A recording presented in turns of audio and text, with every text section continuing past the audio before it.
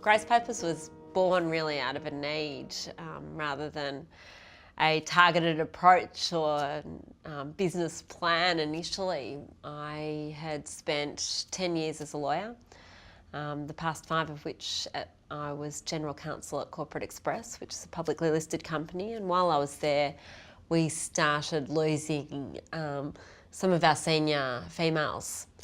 And that was the first time that I really witnessed the challenges that business faced in retaining key females within the workplace. And they were leaving after they'd had their babies and deciding not to return.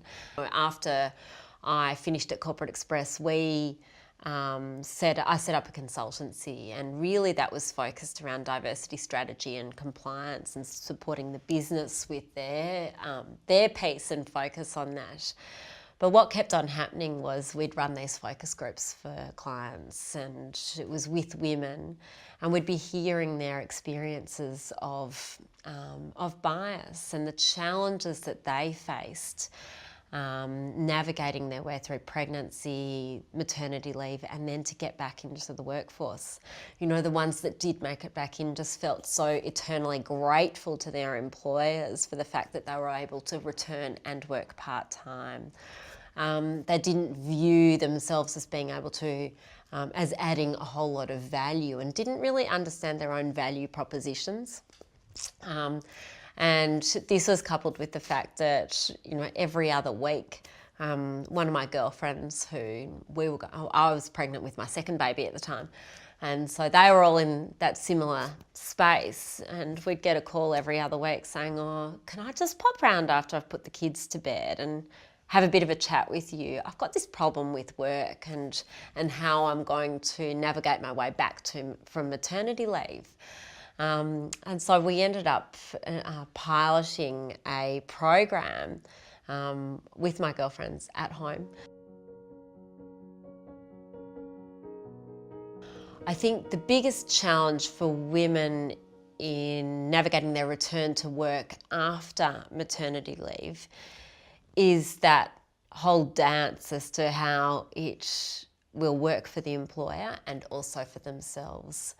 I think the other really significant challenge for women themselves is to actually not just rely on the workplace to give them all of their flexibility.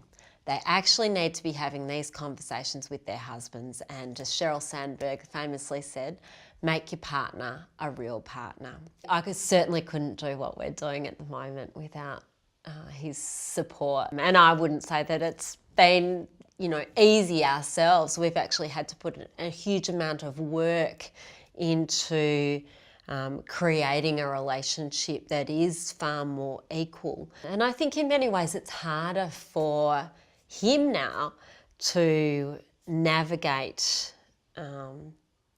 the space.